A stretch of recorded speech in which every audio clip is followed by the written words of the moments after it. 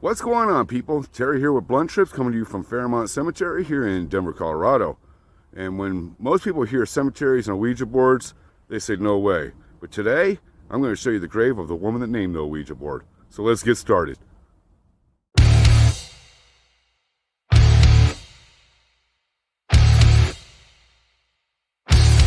This gringo ain't scared of shit. I heard they used to call him the devil when he was younger. Out there communicating with the dead. What the hell is wrong with the loco gringo? He's out there digging up stories people took to their graves. He must be on a blunt trip.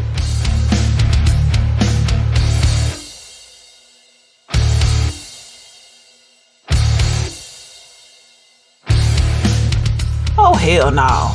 What you mean this motherfucker communicates with the dead? I'm only making $5 for this voiceover, and that's not enough for me to go to hell.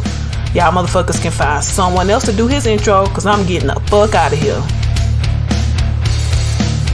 Donald Trump here, letting you know Blunt Trips will make YouTube great again. Those other pickle puffers can go fuck themselves. As I make my first official visit for the channel here in the cemetery this year, you can see there's still a little bit of snow on the ground here in Denver, Colorado. Today, though, we'll be checking out the grave of Helen Peters Nosworthy. Now, some of you may wonder who she is, but she actually was the person who officially gave the Ouija board its name.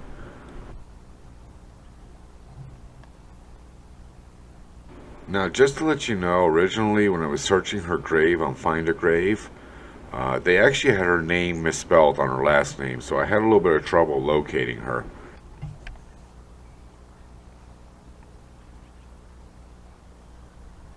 Not sure how many of you have played with an Ouija board in your life, but I was actually heavy into Ouija boards. I've owned them pretty much most of my life. I've had an Ouija board. Even as a kid, I used to bring them to cemeteries. I just wasn't scared. I was more into the darker things growing up. In fact, I still own an Ouija board right now. I haven't used one in years. Just don't have time anymore. But here's her grave. Helen Peters Nosworthy. She was the woman who actually officially gave the Ouija board its name. Now, this is not the original headstone that was here when she passed, just so people know. This headstone was actually donated by the Talking Board Society back in 2013, I believe it was. Not many pictures are known to exist of who would be known as the mother of the Ouija. In fact, the only pictures there are of her in her youth was one that was drawn. Now, according to history, the board was patented by a man named Elijah Bond, but history states that Helen was the one that officially gave the board its name after asking the board what it would like to be called. Now, Ouija means yes, yes in two different languages. Oui is yes in French, and ja is yes in another language, although I forgot which one. But according to history, when Miss Peters Nosworthy asked the board what those words meant, the board responded with good luck. Now, I seen there was several names on the front of this headstone, and I was actually in the office just before I came over to this site.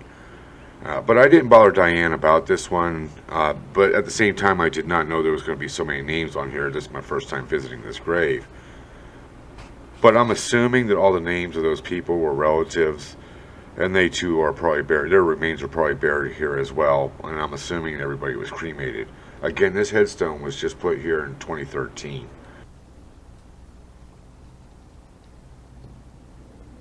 There you see the name of Elijah Bond, who originally had the patent to the Ouija board. And his relation to Helen was actually brother-in-law.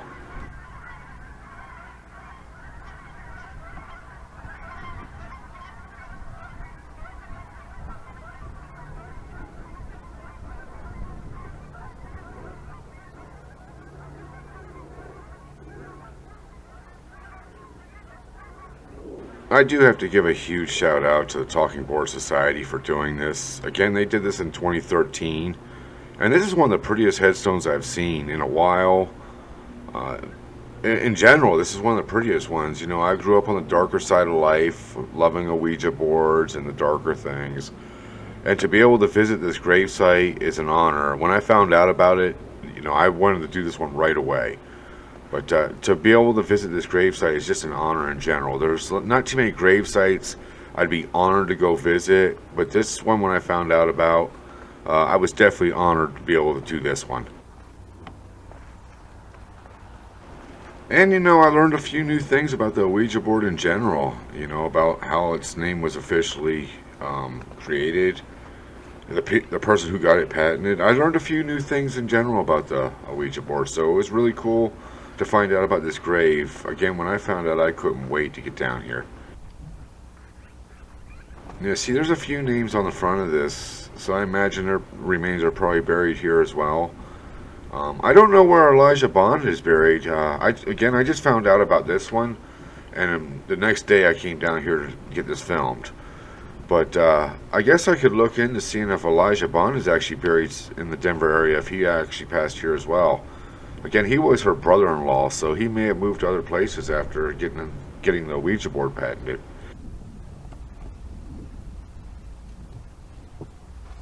Also, as I mentioned, if you go looking for this grave site on Find a Grave, they actually have our last name spelled as Norworthy instead of Nosworthy. They have an R where the S is. So if you go looking for it on Find a Grave and you're trying to visit this, oh yeah, 2013. Sorry, I was just reading there. But as I was saying, if you go looking on Find a Grave for her grave site, they have it misspelled on there as Norworthy instead of Nosworthy.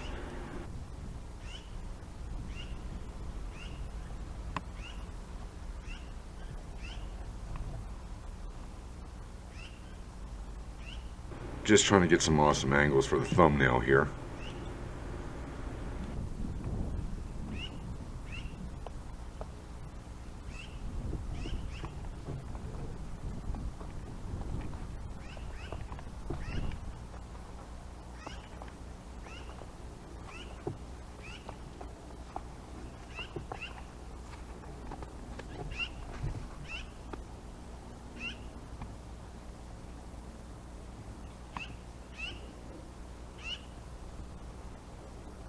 Don't forget, if you haven't subscribed to this channel, be sure to click that button.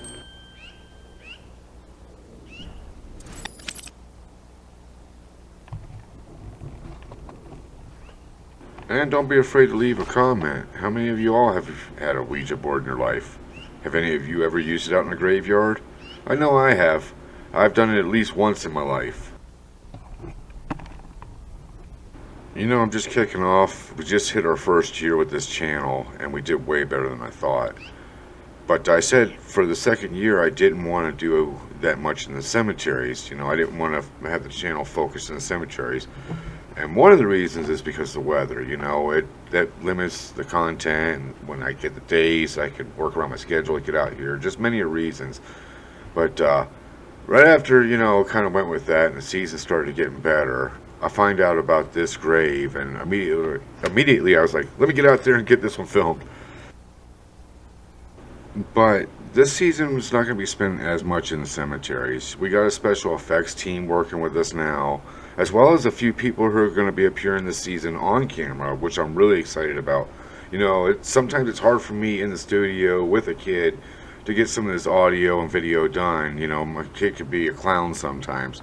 So it puts me behind. So having a little bit of help both on the audio and video side of it is really going to kick ass. But I will need you guys' input. You know, let me know what you guys think as far as some of the on-screen and voice talent that I'm going to be using in the next few weeks. A lot of YouTubers are worried about the fame. They focus on the fame. I'm more focused on the channel and its growth. So trying new people and different things is kind of more the direction I'm going with this channel.